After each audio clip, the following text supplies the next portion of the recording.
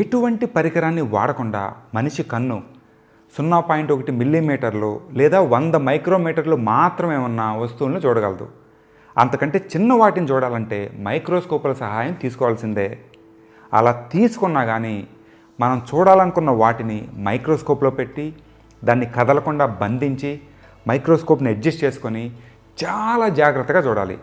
ఈ ఫీల్డ్లో ఉన్న వాళ్ళని అడగండి, ఇలా చిన్న వస్తువుల మీద ఫోకస్ చేయడం ఎంత కష్టమో చెప్తారు.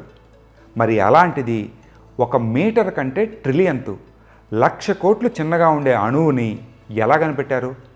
అసలు అణువుని పక్కన పెట్టండి, అణువు కంటే కూడా మరో 1,00,000 రెట్లు చిన్నవైన ప్రోటాన్, న్యూట్రాన్, ఎలక్ట్రాన్ లాంటి సబ్ అటామిక్ పార్టికల్స్ని ఎలా కనిపెట్టారు? ఎవరు కనిపెట్టారు? గురువుగారు ఒక పార్టికల్ని కనిపెడితే ఆయన శిష్యుడే మరో పార్టికల్ని, ఆయన శిష్యుడు మూడో పార్టికల్ని కనిపెట్టిన గురువుని మించిన శిష్యుల కథ ఏంటి? తండ్రి ఒకదాన్ని కణమని కనిపెట్టి నోబెల్ ప్రైజ్ పొందితే కొడుకు దాన్నే తరంగమని కనిపెట్టి ఇంకో నోబెల్ ప్రైజ్ పొందిన విచిత్రమైన కథని మీరు ఎప్పుడన్నా అసలు విన్నారా? ఈ ప్రపంచం నీరు, నిప్పు, భూమి, గాలి లాంటి భూతాలతో తయారైంది అని అరిస్టాటిల్ 2300 సంవత్సరాల క్రితం చెప్పి సైన్స్కి సమాధి కడితే ఆ తర్వాత 1800 సంవత్సరాలకి ఒక నత్తి కుర్రోడు ఆ సమాధిలో నుంచి బయటికి తీసి ఊపిరి పోసిన విషయం మీరు ఎప్పుడన్నా విన్నారా? అలానే ఎప్పుడో 300 ఏళ్ల క్రితం రసాయన చర్యల మీద పరిశోధనలు చేసి ఆధునిక రసాయన శాస్త్రానికి, మరీ ముఖ్యంగా కణ భౌతిక శాస్త్రానికి, న్యూక్లియర్ ఫిజిక్స్కి పునాదులు వేసింది ఎవరు? ఫాదర్ ఆఫ్ మోడర్న్ కెమిస్ట్రీగా పిలువబడే ఆయన జీవితం ఎంత విషాదంగా మిగిలిపోయింది? ఈ విషయాలు కూడా ఈరోజు వీడియోలో చూద్దాం. గొప్ప శాస్త్రవేత్త అయిన రిచర్డ్ ఫైన్మ్యాన్ది ఒక కోట్ ఉంది, knowledge is not free, you have to pay attention అని. అంటే జ్ఞానం అనేది ఊరికే రాదు, మీరు తగినంత సమయం దానికోసం కేటాయించాల్సిందే. కాబట్టి వీడియో లెంత్ ఎంత ఎక్కువైనా కానీ ఓపికగా చూస్తారని ఆశిస్తున్నాం. మిమ్మల్ని అస్సలు డిసప్పాయింట్ చేయం. మాకు తెలిసినంత వరకు ఇలాంటి వీడియో తెలుగులోనే కాదు ఇంకా ఏ భాషలోనూ లేదు. కాబట్టి కంటిన్యూ చేసే ముందు లైక్ చేయండి, షేర్ చేయండి, ఇంకా అవ్వకపోతే కనుక మా ఛానల్ని సబ్స్క్రైబ్ చేయండి. ఇక మొదలెడదామా? మనిషికి ఎప్పుడైతే ఆలోచించే శక్తి వచ్చిందో అప్పటి నుంచే ఈ ప్రపంచం దేనితో తయారైంది, ఎలా వచ్చింది, పదార్థాలు ఇన్ని రకాలుగా ఎలా ఉన్నాయి అన్న కుతూహలం కలిగి ఆ దిశగా ఆలోచనలు మొదలయ్యాయి. ఒక్కో నాగరికతలో ఉన్న ప్రజలు వాళ్ళున్న పరిస్థితులను బట్టి ఒక్కో రకంగా ఈ ప్రపంచపు ఆవిర్భావాన్ని విశ్లేషించారు. ప్రపంచం ఎలా మొదలైందో చెప్పడానికి రకరకాల కథలు అల్లారు. వాటిల్లో ముఖ్యమైనవి హిందూ, గ్రీకు మైథాలజీలు. తైత్రేయ ఉపనిషత్తు ప్రకారం విష్ణుమూర్తి బొడ్డులో నుంచి వచ్చిన తామర పువ్వు, దాని మీద కూర్చున్న బ్రహ్మ విష్ణుమూర్తి ఆజ్ఞ మేరకు ఈ ప్రపంచాన్ని సృష్టించాడు. తాను కూర్చున్న పువ్వుని 3 భాగాలుగా విభజించి ఒక భాగాన్ని భూమిగా, మరో భాగాన్ని స్వర్గంగా, మూడో భాగాన్ని ఆకాశంగా తయారు చేశాడు. ఆ తర్వాత పురుషుడు, స్త్రీ, వాళ్ళ ద్వారా మనం సోన్. ఇదే కాకుండా పురుష అనే కాస్మిక్ మ్యాన్ నుంచి కూడా వచ్చాడని ఒక గ్రంథంలో, హిరణ్య గర్భ అనే బంగారపు గుడ్డు నుంచి ఈ విశ్వం పుట్టిందని వేరే గ్రంథంలో, మరికొన్ని చోట్ల కూడా రకరకాలుగా ఇలాంటి కథలే ఉన్నాయి. ఇకపోతే గ్రీకు మైథాలజీ ప్రకారం మొదట్లో అంతా అల్లకల్లోలంగా ఉండేది. దాని నుంచే దట్టమైన చీకట్లో రాత్రి పుడితే ఈ రెండిటి కలయిక మూలంగా ఆకాశము, రోజు పుట్టాయి. అక్కడి నుంచి భూమి, సముద్రం, నరకం, ఇంకా మిగతా ప్రపంచం పుట్టాయి. టూకీగా ఇలాగే ఉంటుంది. హిందూ, గ్రీకులే కాకుండా ఆఫ్రికాతో పాటు చాలా దేశాల్లో విశ్వం పుట్టుక మీద పురాణ కథలు ఉన్నాయి. ఇవన్నీ కూడా విశ్వం ఎలా పుట్టాయి అన్న ప్రశ్నకి ఆన్సర్ చెప్పడానికే ప్రయత్నించాయి. కానీ ఎప్పుడైతే మనిషి ప్రకృతిని అర్థం చేసుకోవడానికి కథల నుంచి, దేవుడి నుంచి హేతువు, రీజన్ వైపుకి మళ్ళాడో అప్పుడే నాగరికతకి, సైన్స్కి పునాదులు పడ్డాయి. వాటి మీదే ఈరోజు మనం అందరం నుంచున్నాం, దాని లాభాలనే అనుభవిస్తున్నాం. ఇలా మళ్ళే క్రమంలో ఈ సెర్చ్లో, వెతుకులాటలో భాగంగా కొన్ని ముఖ్యమైన నాగరికతలు కథలతో, పురాణాలతో ఆగకుండా అలా పుట్టిన విశ్వాన్ని స్టడీ చేయడానికి ఇంకాస్త ముందుకెళ్ళాయి. అలా వెళ్ళిన వాటిలో కూడా గ్రీకు, భారతీయ ఆలోచనలో మంచి పురోగతిని సాధించాయి. అసలు పదార్థం దేనితో తయారైంది, ఒక వస్తువుని ముక్కలు ముక్కలుగా చేసుకుంటూ ఎంతవరకు వెళ్ళొచ్చు, అసలు విడగొట్టలేని ముక్క ఫండమెంటల్ పార్టికల్ ఏమన్నా ఉంటుందా అని ఈ రంగంలో గొప్ప ఆలోచనలు చేశారు. గుర్తుపెట్టుకోండి, ఇదంతా 2500 సంవత్సరాల క్రితం జరిగిన విషయాలు. సామాన్య శక పూర్వం 8 నుంచి 6వ శతాబ్దిలో రాసిన చంద్యోగ ఉపనిషత్తులో అసలు పదార్థం ఎలా తయారైంది అన్న దాని మీద కొంత చర్చ జరిగింది. ఆ తర్వాత ఆ ఆలోచన కొనసాగి షడ్దర్శనాల్లో ఒకటైన వైశేషిక సూత్రాలు రాసేసరికల్లా ఈ ఆలోచన ఒక రూపాన్ని సంతరించుకుంది. షడ్దర్శనాలంటే గుర్తొచ్చింది, వాటిలో ఒకటైన యోగాని పూర్తిగా వివరించాం. కుతూహలం ఉంటే లింకు కింద డిస్క్రిప్షన్లో ఇస్తున్నాం, ఒకసారి చూడండి. ఇక మన టాపిక్లోకి వస్తే, వైశేషిక సూత్రాలను రాసిన కణాదుడు ఈ ఆలోచనని ఒక షేపులోకి తీసుకొస్తే తర్వాత వచ్చిన ప్రశస్త పాద, ఉదయన లాంటి తత్వవేత్తలు ఇంకా ముందుకు తీసుకొని వెళ్ళారు. వీళ్ళ సిద్ధాంతాల ప్రకారం ఈ ప్రపంచం అనేది విడదీయలేని 4 రకాల పరమాణువులతో, యాటమ్స్తో తయారు చేయబడి ఉంటుంది. అవే భూమి, నీరు, నిప్పు మరియు గాలి అణువులు. పరమాణు అంటే పరమ, అణువు ఈ 2 పదాల నుంచి వచ్చింది. దీని అర్థం అల్టిమేట్ ఆటమ్స్ అని. ప్రతి పదార్థంలో ఈ పరమాణువులు రకరకాల నిష్పత్తుల్లో, ప్రపోర్షన్స్లో ఉంటాయి. అవి ఉన్న నిష్పత్తులను బట్టే ఈ ప్రపంచం ఇన్ని రకాలుగా మనకు కనపడుతుంది. వీటి మూలంగానే మనకి పదార్థాల యొక్క రంగు, రుచి, వాసన గట్రా ఈ విషయాలన్నీ తెలుస్తాయి. ఇంకో ముఖ్యమైన విషయం ఏంటంటే, ఈ అణువుల్ని ఎవ్వరూ సృష్టించలేరు, మొక్కలు చేయలేరు, నాశనం కూడా చేయలేరు. అవి ఎటర్నల్, అంటే ఇక్కడ దేవుడి అవసరం లేదు. ఇవే కాకుండా అణువులతో చేయని ద్రవ్యాలు, పదార్థాలు కూడా ఉన్నాయి. అవే ఆకాశం, కాలం, దిక్కులు, మనసు, ఆత్మ. ఈ 5 కూడా నానటామిక్ ఆర్ స్పిరిచువల్. సరిగ్గా ఇదే సమయంలో గ్రీకులో కూడా లెసిప్పస్ లాంటి తత్వవేత్తలు ఇలాంటి సిద్ధాంతాలనే ప్రతిపాదించారు. లెసిప్పస్ శిష్యుడైన డెమోక్రటిస్ బాబిలోనియా, ఈజిప్ట్ లాంటి ప్రాంతాలను తిరుగుతూ అక్కడున్న ఆలోచనలు కూడా కలుపుకొని యాటమిజం అని ఒక మంచి సిద్ధాంతాన్ని తయారు చేశాడు. వీళ్ళు చెప్పిన దాని ప్రకారం కూడా పదార్థం అనేది అతి సూక్ష్మమైన, ముక్కలు చేయలేని, ఆది అంతం లేని చిన్న చిన్న అణువులతో తయారైంది. వీటిలో రకరకాల షేపులు, సైజులు, స్థితులు ఉన్నాయి. వీటికంటూ రంగు, రుచి లేకపోయినా అవి మిగతా వాటితో కలిసినప్పుడు ఈ లక్షణాలన్నీ వస్తాయి. ఈ ప్రపంచంలో ఉన్నవి 2 ఒకటి అణువులు, 2 శూన్యం. ఇది వీళ్ళ ఫిలాసఫీకి ఫౌండేషన్. గ్రీకులకి భారతీయ తత్వవేత్తలకి ఉన్న పెద్ద తేడా డివైన్ ఇంటర్వెన్షన్. మనం డెవలప్ చేసిన సిద్ధాంతంలో అక్కడక్కడ కొంచెం దేవుడు టచ్ ఇస్తే డెమోక్రటిస్ మొత్తం దేవుడిని తీసి అవతల బారేశాడు. తన సిద్ధాంతానికి దేవుడు అవసరం లేదు. దాని ప్రకారం అణువుల్లోనే న్యాచురల్గా కదలిక ఉంటుంది. అవి ఒకదానితో ఒకటి కలిసి సహజంగానే కొత్త కొత్త పదార్థాలు ఏర్పడతాయి. ఈ విషయాన్ని తను కన్ఫర్మ్ చేశాడు. దేవుడు, దెయ్యం, ఆత్మ లాంటివి అవసరం లేదు, లేదా వాటి పాత్ర ఈయన చెప్పిన ఫిలాసఫీలో శూన్యం. ప్రకృతిని అర్థం చేసుకుంటే చాలు, మిగతావన్నీ ఆటోమేటిక్గా మనకు తెలిసిపోతాయి అన్నది ఈయన ఫిలాసఫీ. కానీ దురదృష్టం కొద్దీ ఇంత మంచి సిద్ధాంతాలు కాలక్రమేణా కనుమరుగైపోయాయి. అరిస్టాటిల్ డెమోక్రటిక్ సిద్ధాంతాలను అణిచివేస్తే మన దగ్గర పెరిగిన బ్రాహ్మణవాదం, మతాలు, ఆచారాలు కణాదుని సిద్ధాంతాలని ముందుకు వెళ్లకుండా చేశాయి. ఆ తర్వాత యూరప్లో క్రైస్తవ మతం, మన దగ్గరేమో బ్రాహ్మణిజం డామినేట్ చేసి మేధావుల దృష్టిని, ప్రజల ఆలోచనల్ని కథల వైపుకి, పురాణాల వైపుకి, దేవుని వైపుకి నడిపి 1500 సంవత్సరాలు డెవలప్మెంట్ని ఆపేశాయి. సైన్స్ ప్రగతి చాలా చోట్ల ఆగిపోయింది. అటు యూరప్లో ఈ ప్రపంచం నీరు, నిప్పు, గాలి, నేల అనే 4 పదార్థాలతో తయారైంది అని చెప్పి సైన్స్కి సమాధి కడితే, మన దగ్గర ఆకాశం కూడా కలిపి పంచభూతాల పేరుతో ఆపేశాం. 17వ శతాబ్దంలో రెనెసెన్స్, ఎన్లైటన్మెంట్ వచ్చి మళ్ళా డెమోక్రటిక్స్ ఆలోచనలకి జీవం వచ్చింది. యూరోప్లో ఆధునిక సైన్స్ మొదలైంది. కానీ మన దగ్గర మాత్రం అలాంటి పునాది పడలేదు. సైంటిఫిక్ విప్లవం రాలేదు. అందుకే ఒక పక్క పాత ఆలోచనలు, అలవాట్లు, మరో పక్క కొత్త ఆవిష్కరణల ఊగిసలాట్లో పడి ఇంకా ఇబ్బందులు పడుతూ ఉంటాం.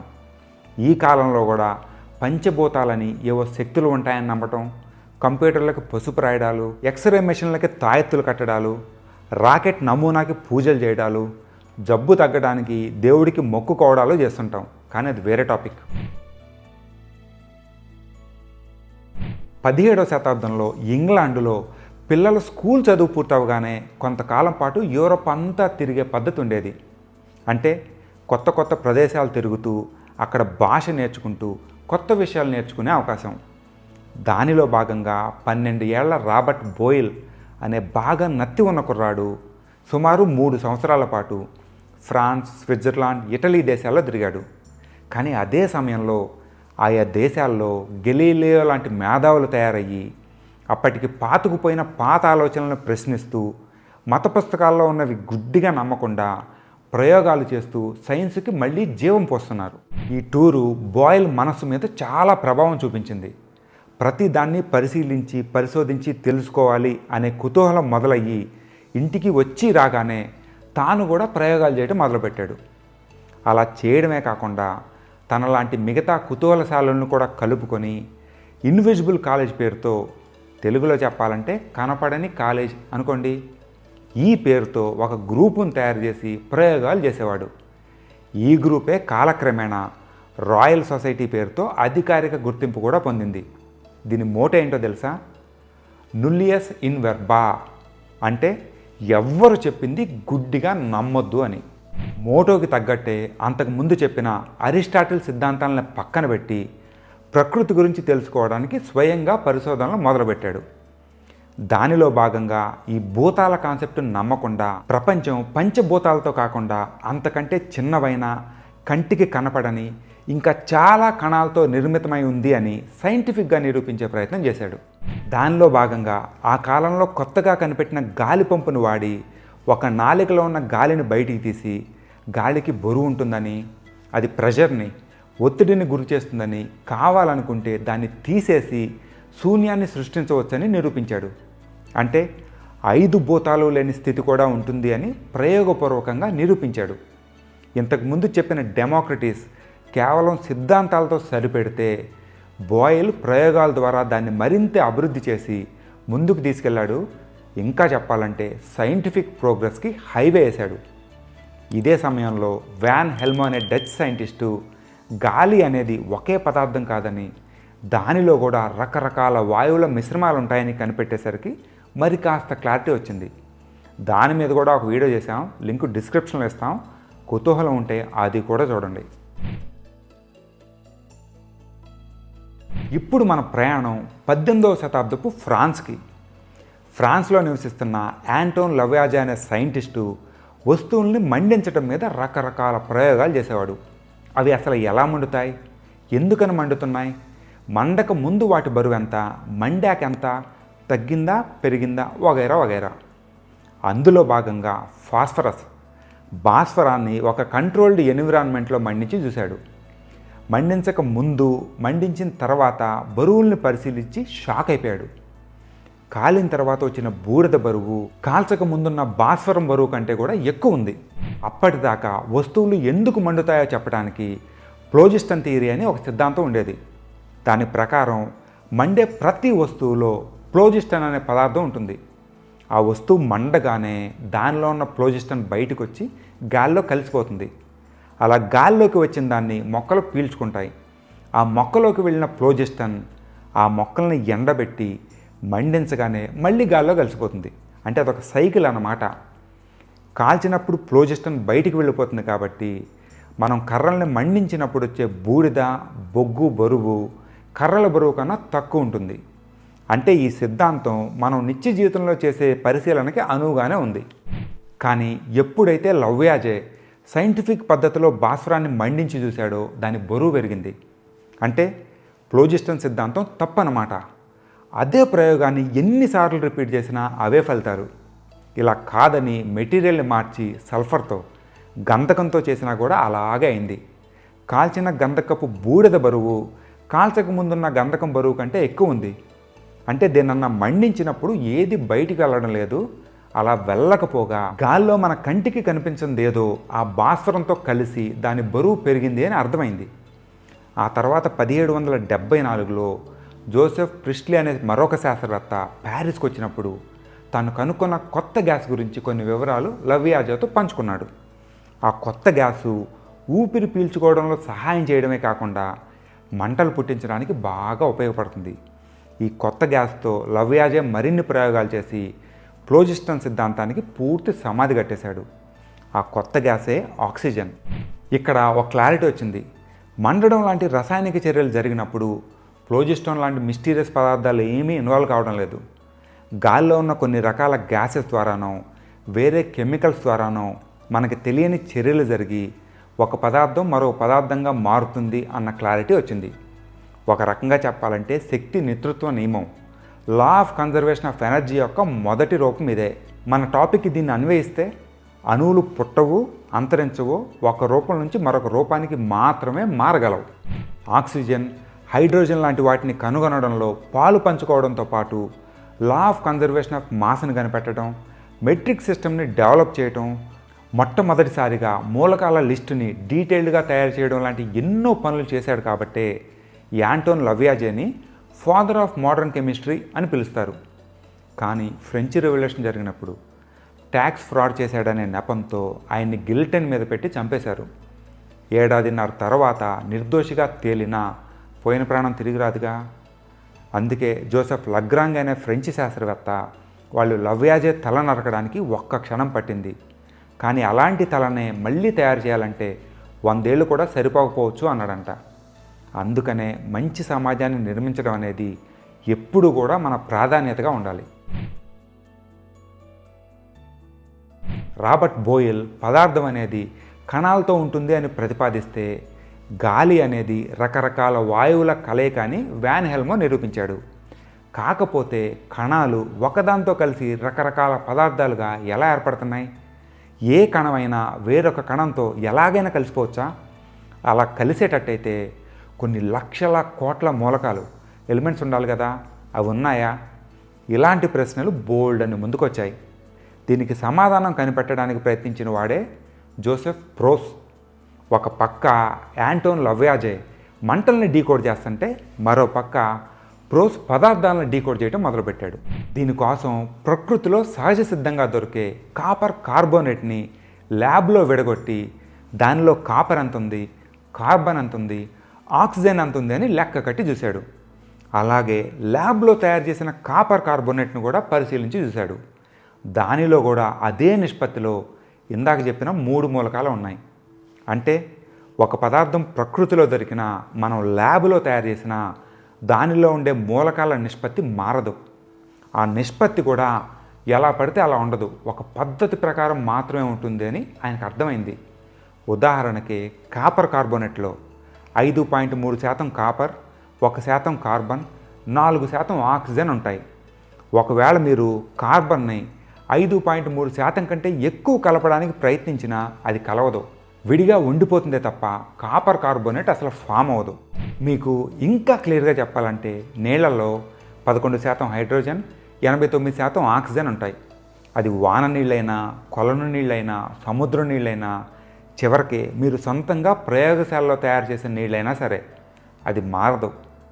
దీన్నే లా ఆఫ్ డెఫినెట్ ప్రపోర్షన్స్ అంటారు. కేవలం కాపర్ కార్బోనేట్తో మాత్రమే కాకుండా ఇంకా మరికొన్ని మూలకాలతో తను ప్రయోగాలు చేసి ప్రకృతిలోని పదార్థాలు కొన్ని సహజమైన నిష్పత్తుల్లో మాత్రమే ఉంటాయని ప్రయోగపూర్వకంగా నిరూపించాడు ప్రోస్. తర్వాత కాలంలో దీనికి కూడా ఎక్సెప్షన్స్ ఉంటాయని అర్థమైంది, కానీ అది తర్వాత ఎప్పుడైనా చూద్దాం. ఈ పరిశోధనలన్నీ తీసుకొని ఆధునిక అణు సిద్ధాంతానికి, మోడర్న్ అటామిక్ థియరీకి డాల్టన్ పునాది వేశాడు. ఇంతకుముందు శాస్త్రవేత్తలు చేసిన పరిశోధనలలో నీరు, ఆక్సిజన్, హైడ్రోజన్ల కలయికని నీటిలో 15% హైడ్రోజన్, 85% ఆక్సిజన్ ఉంటుందని తేలింది. అంటే ప్రతి నీటి అణువులో ఒక ఆక్సిజన్ అణువు, ఒక హైడ్రోజన్ అణువు ఉంటాయి అని డాల్టన్ ఊహించాడు. వాటి బరువుల్ని ఇందాక చెప్పిన నిష్పత్తిలో చూస్తే ఆక్సిజన్ అణువు బరువు హైడ్రోజన్ అణువు కంటే 5.6 రెట్లు ఎక్కువ ఉంటుందని అర్థమైంది. వీటి బరువు కొలిచే టెక్నాలజీ అప్పటికి ఇంకా రాలేదు. వాయువుల్ని, వాటి చర్యల్ని చూసి మాత్రమే ఈ నిర్ధారణకు వచ్చాడు. అది గమనించండి. ఉదాహరణకి ఈ పూర్తి హైలైటర్ని ఒక నీటి అణువు అనుకుంటే దీని క్యాప్ హైడ్రోజన్ అణువు, రాసే భాగం ఆక్సిజన్ అణువు అనుకోండి. 10 క్యాపుల్ని హైడ్రోజన్ అణువుల్ని 10 కింద భాగాలతో ఆక్సిజన్ అణువులతో కలిపి నీటిని తయారు చేశాడు. ఈ రెండిట్లో ఏదన్నా ఒకటి 10 కన్నా ఎక్కువ ఉన్నా కానీ నీరు తయారవడం లేదు. ఎందుకంటే ఇది కలవడానికి రెండో భాగం అవైలబుల్గా లేదు కాబట్టి. ఇంకా క్లియర్గా చెప్పాలంటే ఒక గాజు నాళికలో 20 గ్రాముల హైడ్రోజన్ వాయువు 56 గ్రాముల ఆక్సిజన్ వాయువుతో కలిపి 66 గ్రాములు నీరుగా మారి మిగిలిన హైడ్రోజన్ వాయువులాగానే ఉండిపోయేది. అంటే నీటిలో ఉన్న హైడ్రోజన్ ఆక్సిజన్ వాయువుల నిష్పత్తి 1:5.6 అన్నమాట. ఇలా రకరకాల పదార్థాలతో కొన్ని ప్రయోగాలు చేసి ఫైనల్గా హైడ్రోజన్ని పునాదిగా చేసి తన అణు సిద్ధాంతాన్ని నిర్మించడం మొదలుపెట్టాడు. కానీ నీటిలో ఒక ఆక్సిజన్ అణువుకి 2 హైడ్రోజన్ అణువులు ఉంటాయన్న విషయం మనకి ఈరోజు తెలుసు. అంటే డాల్టన్ ఊహ తప్పైనా అతను వేసింది మాత్రం ఖచ్చితంగా ముందడిగే. ఇలా హైడ్రోజన్ అణువుని ఒక యూనిట్గా తీసుకొని దానితో పోల్చుతూ మిగతా మూలకాల అటామిక్ వెయిట్ని కొలవడం మొదలుపెట్టాడు. ఉదాహరణకి హైడ్రోజన్ 1 గ్రామ్ అనుకుంటే ఆక్సిజన్ 5.6 గ్రాములు, కార్బన్ 4.3 గ్రాములు, నైట్రోజన్ 5 గ్రాములు వగైరా వగైరా. అంటే ప్రతి మూలకం ఎలిమెంటు కూడా తన సొంతమైన అణువులతో నిర్మితమై ఉండడమే కాకుండా రకరకాల బరువులు, రకరకాల రసాయన లక్షణాలు, కెమికల్ ప్రాపర్టీస్ కలిగి ఉంటుంది అని కనిపెట్టాడు. అలా కనిపెట్టిన తర్వాత ప్రపంచంలోనే మొట్టమొదటిసారిగా రిలేటివ్ అటామిక్ వెయిట్స్తో ఒక టేబుల్ తయారు చేసి 1808లో a new system of chemical philosophy అనే పుస్తకంలో దాన్ని ప్రచురించాడు. ఇప్పటిదాకా చెప్పిన దాన్ని ఫాస్ట్గా రివైజ్ చేసుకుంటే కనుక రాబర్ట్ బోయిల్ డెమోక్రటిస్ కణ సిద్ధాంతానికి జీవం పోసి సైంటిఫిక్ టచ్ ఇస్తే యాంటోన్ లవ్యాజే కణాలు పుట్టవు, నాశనం కావు, ఒక రూపం నుంచి మరొక రూపానికి మారతాయి అని అనేదానికి ప్రాథమిక రూపం ఇచ్చాడు. ప్రోస్ ఆ మారే విధానం ఎలా పడితే అలా కాకుండా ఒక నిర్ణీత రూపంలోనే స్టెప్ వైజ్ ఉంటాయని చెప్పడంతో పాటు ఒక పదార్థం ప్రకృతిలో దొరికిన, ప్రయోగశాలలో తయారు చేసిన దానిలో ఉండే మూలకాలు ఒకటే అని శాస్త్రీయంగా నిరూపించాడు. డాల్టన్ మొదటి అటామిక్ టేబుల్ని తయారు చేయడమే కాకుండా ఒక పద్ధతిలో అణువుల్ని అరేంజ్ చేశాడు. వీటిని సిద్ధాంతపరంగా చూసుకుంటే, అంటే చదువుకునే వాళ్ళకి అర్థమయ్యేటట్టు చూసుకుంటే 5 కన్క్లూజన్స్ వచ్చాయి. అణువులు ఉన్నాయి, వాటిని నాశనం చేయలేము, ముక్కలుగా కూడా చేయలేము. ఒక మూలకంలో ఉండే అణువులు ఒకేలా ఉంటాయి, రకరకాల మూలకాల్లో ఉండే అణువులు రకరకాలుగా ఉంటాయి. 2 అణువులు కలుస్తాయి, కానీ ఎలా పడితే అలా కాదు, ఒక పద్ధతిలోనే కలుస్తాయి. రసాయన చర్యలు అనేవి ఇలా అణువులు కలిసే, విడిపోయే లేదా రీఅరేంజ్ అయ్యే ఒక ప్రక్రియ తప్ప ఏమీ కాదు. ఇదే కాలంలో పెద్ద మొత్తంలో కరెంటును ఉత్పత్తి చేయగలిగే సామర్థ్యం పొందడం, దానితో రకరకాల ప్రయోగాలు చేయడం మొదలైంది. 1858లో జూలియస్ ప్లక్కర్ అనే సైంటిస్టు క్యాథోడ్ రేస్, ఒక రకమైన కాంతి కిరణాలు లాంటి వాటిని కనుగొన్నాడు. దానితో అవేంటి, ఎక్కడి నుంచి వస్తున్నాయి, ఎలా వస్తున్నాయి, వాటి లక్షణాలు ఏంటి అని శాస్త్రవేత్తలు ప్రయోగాలు చేయడం మొదలుపెట్టారు. అవి కణాల, తరంగాల, లేదా అప్పటిదాకా ఎవరికీ తెలియని కొత్త రేడియేషనా, ఇలా బోల్డ్ అనుమానాలు ఉండేవి. వీటిని నివృత్తి చేసుకోవడానికి జేజే థామ్సన్ అనే శాస్త్రవేత్త ఈ క్యాథోడ్ రేస్తో ప్రయోగాలు చేయడం మొదలుపెట్టాడు. తన పరిశోధనలో భాగంగా ఈ క్యాథోడ్ కిరణాలని 2 ఎలక్ట్రోడ్ల మధ్యలో ఎలక్ట్రిక్ ఫీల్డ్లో పెట్టి చూస్తే అవి పాజిటివ్ ఛార్జ్ వైపుకి బెండ్ అయ్యాయి. ఎలాగైతే అయస్కాంతం సౌత్ పోల్ నార్త్ పోల్ వైపుకి ఆకర్షింపబడుతుందో అలానే కేవలం నెగిటివ్లీ ఛార్జ్డ్ పార్టికల్స్ మాత్రమే ఇలా పాజిటివ్ ప్లేట్ వైపుకి వెళ్తాయి. కాబట్టి ఇవి అందరూ అనుకున్నట్లు లైట్ లేదా రేడియేషన్ కాదు, నెగిటివ్ ఛార్జ్ ఉన్న ఒక రకమైన కణాలు అని నిర్ధారించాడు. అలానే తన దగ్గరున్న క్యాథోడ్ రే ట్యూబ్ని ఇంకా బాగా డెవలప్ చేసి ఈ కణాల ఛార్జ్ టు మాస్ రేషియో కొలిచాడు. అంటే వాటి సైజు, బలాల నిష్పత్తి అనుకోండి, అది 10⁸ కూలుంబ్స్ పర్ గ్రామ్గా తేలింది. అందరికీ అర్థమయ్యే భాషలో చెప్పాలంటే గాలి బాగా వేస్తున్నప్పుడు ఒక స్పాంజీని, రాయిని రెండింటిని తీసుకొని ముందుకు విసిరితే స్పాంజీ గాలి వీస్తున్న దశలోకి మెల్లగా బెండ్ అవుతుంది. రాయి మాత్రం మనం ఎటువైపు విసురుతామో అటువైపే వెళ్తుంది. ఎందుకంటే రాయి బరువు ఎక్కువ కాబట్టి.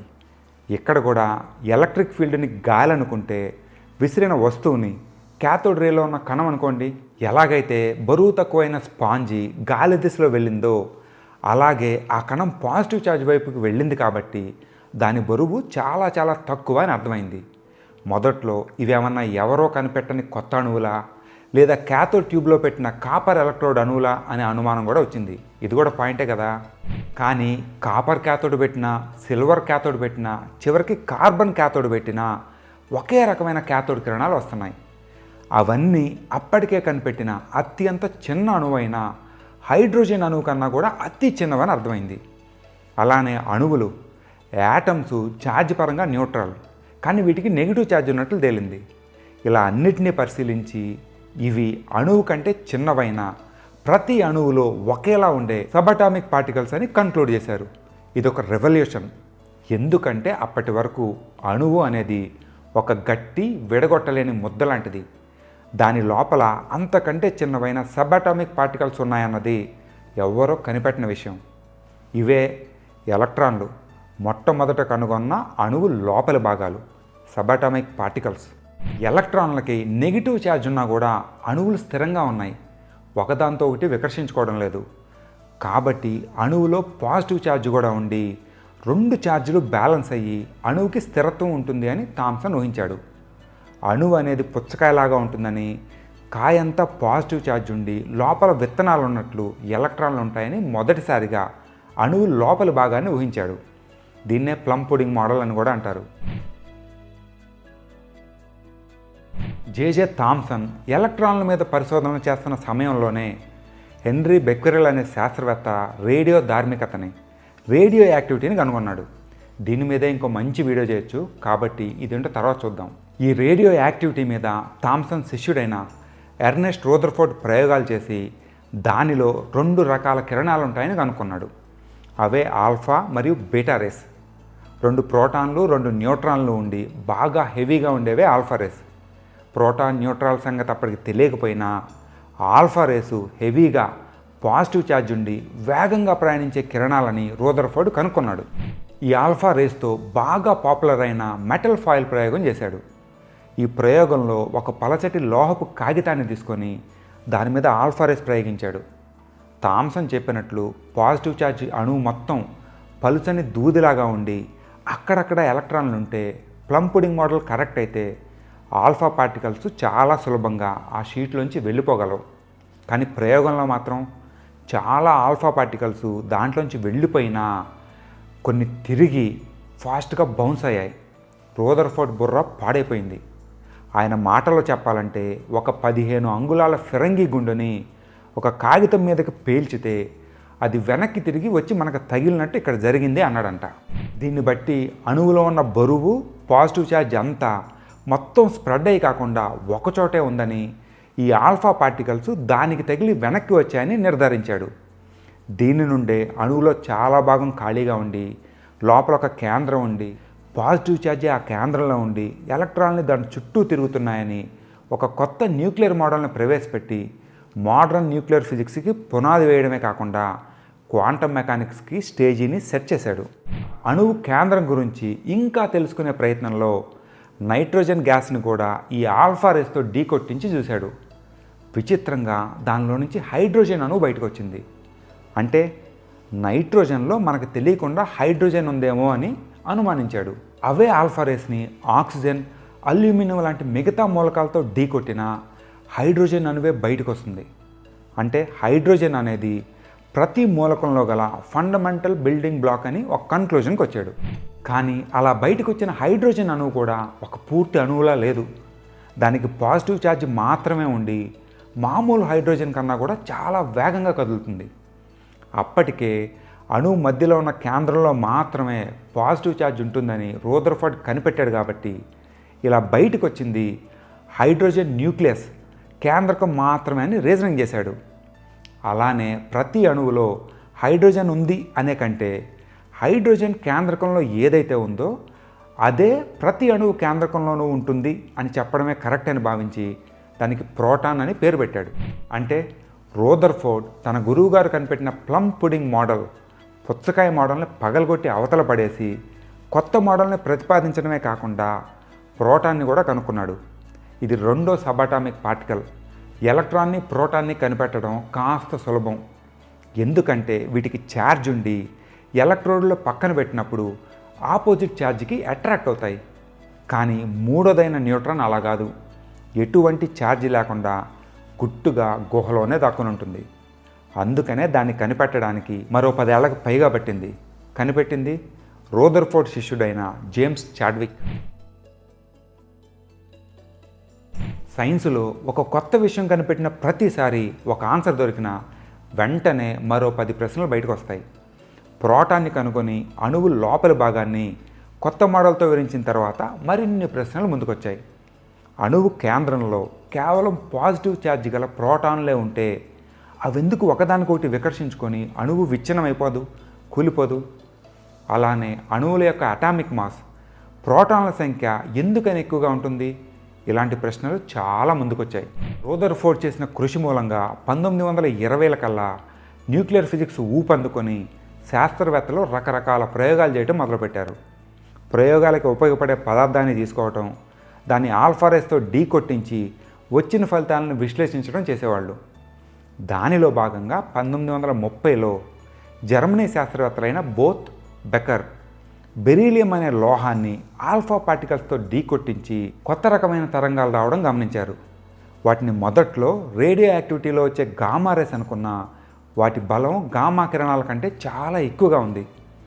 అప్పటికే రేడియో యాక్టివిటీ మీద పరిశోధనలు చేస్తున్న అతి గొప్ప శాస్త్రవేత్తల్లో ఒకరైన మేరీ క్యూరీ కూతురు, అల్లుడు ఇరీన్ క్యూరీ, ఫెడరిక్ క్యూరీ కూడా ఈ బెరీలియం ప్రయోగం చేశారు. వాళ్ళు చేసిన ప్రయోగంలో ఈ బెరీలియం నుంచి బయటకు వచ్చిన కొత్త రకమైన తరంగాలు ఇంకొక అణువులో ఉండే ప్రోటాన్లనే ఎగరగొట్టేంత శక్తివంతమైనవి అని అర్థమైంది. క్యూరీలిద్దరూ అవి వెరీ ఎనర్జెటిక్ గామారేస్ అనుకొని అక్కడితో ఆగిపోయారు. ఈ కొత్త రకమైన గామారేస్ విషయం రదర్ఫోర్డ్ శిష్యుడైన జేమ్స్ చాడ్విక్కి కూడా తెలిసింది. అతను కూడా ఈ కిరణాల మీద ప్రయోగాలు చేయటం మొదలుపెట్టాడు. అంతేకాకుండా అతని దగ్గరున్న సరికొత్త సాంకేతిక ప్రక్రియతో క్యూరీల కంటే కూడా మంచి ప్రయోగాలు చేసే అవకాశం అతనికి ఉంది. ఈ రేస్ వేరొక అణువులో ఉండే ప్రోటాన్లని ఎగరగొట్టడమే కాకుండా అలా వెళ్ళిన ప్రోటాన్ల వేగం కూడా చాలా ఎక్కువగా ఉంది. గామా రేస్ ఎంత స్ట్రాంగ్ అయినా ఒక కణాన్ని ఇంతలా ప్రభావితం చేయడం కష్టం. కాబట్టి ఇవి తరంగాలని కాకుండా కణాలుగానే భావించి ఆ దిశలో లెక్కలు వేయడం చాడ్విక్ మొదలుపెట్టాడు. ఎగరగొట్టిన ప్రోటాన్ల వేగం ఎంత? ప్రోటాన్ అంత స్పీడ్గా వెళ్ళాలంటే దాన్ని గుద్దే పార్టికల్ ఎంత స్పీడ్గా రావాలి? మొమెంటం ట్రాన్స్ఫర్ ఎంత జరిగింది? ఇలాంటివన్నీ లెక్కగట్టి బెరీలియం నుంచి బయటకు వచ్చినవి గామారేస్ కాదని, అప్పటి వరకు ఎవరికీ తెలియని సబ్అటామిక్ పార్టికల్స్ అని ధృవీకరించాడు. అవి మ్యాగ్నెటిక్ ఫీల్డ్కి కానీ ఎలక్ట్రిక్ ఫీల్డ్కి కానీ చలించడం లేదని, ఛార్జ్ వైజ్గా న్యూట్రల్గా ఉంటాయని చెప్పి వాటికి న్యూట్రాన్ అని పేరు పెట్టాడు. అవే చివరి మెయిన్ సబాటామిక్ పార్టికల్స్ న్యూట్రాన్స్. ఈ దెబ్బతో ఐసోటోప్స్ అనే కొత్త పదార్థాలను వివరించటం, అణువులో ఉండే కేంద్రకం ఎందుకని విచ్ఛిన్నం కాదు, ఇలాంటి చాలా ప్రశ్నలకి సమాధానాలు దొరకడం జరిగింది. అలానే ఈ న్యూట్రాన్ సహాయంతోనే అణు రియాక్టర్లు నిర్మించారు, అణు బాంబులు కూడా తయారు చేశారు. సాధారణంగా ఒక ఆవిష్కరణకి దానికి నోబెల్ ప్రైజ్ ఇవ్వడానికి సరాసరి 25-30 ఏళ్ళు సమయం ఉంటుంది.